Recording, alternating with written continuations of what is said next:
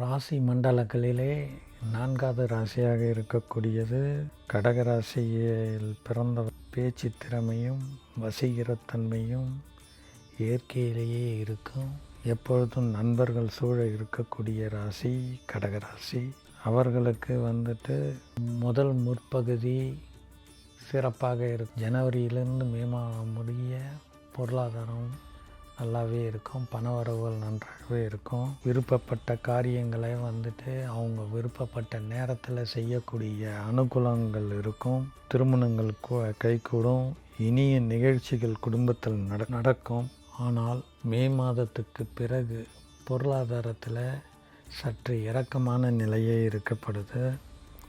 அதனால் முற்பகுதியில் இருக்கக்கூடிய பண வரவுகளை சேமித்து வைத்து பிற்பகுதி வாழ்க்கைக்கு உபயோகப்படுத்திக்கினாங்கன்னா நல்லாயிருக்கும். தொழில் வியாபாரிகளுக்கும் இது மிகவும் பொருந்தும்.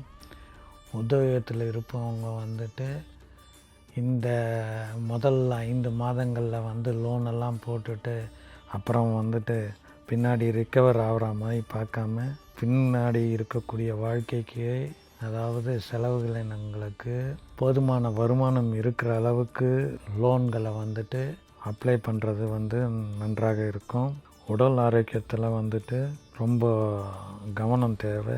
சின்ன சின்ன பிரச்சனைகள் ஏப்ரல் மாதத்திலிருந்து காணப்படுது. குடும்பத்தில் மருத்துவ செலவுகள் செய்ய வேண்டி இருக்கும்.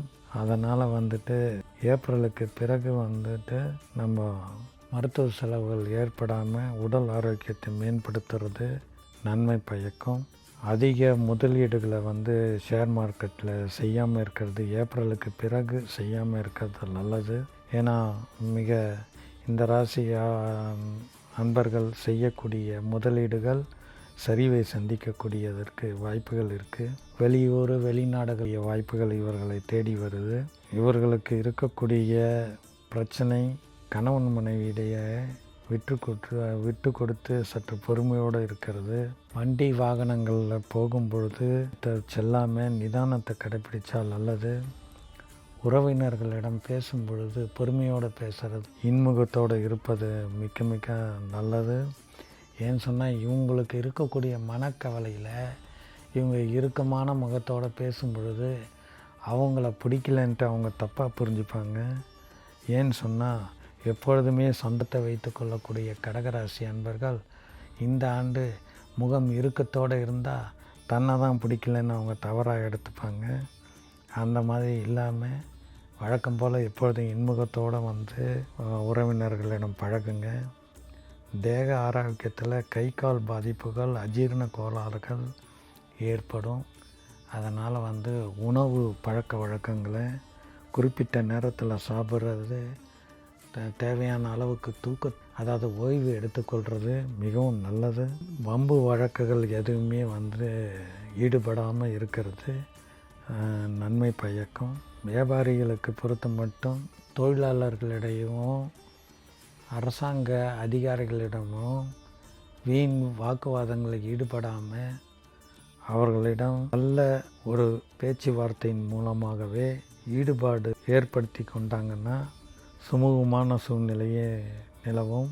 உத்தியோகத்தில் தான் மேலதிகாரி சொல்லக்கூடிய வேலை முடிச்சிட்டாங்கன்னா பதவி உயர்வு, ஊதிய உயர்வு எல்லாமே அவங்களே ரெக்கமெண்ட் பண்ணுவாங்க.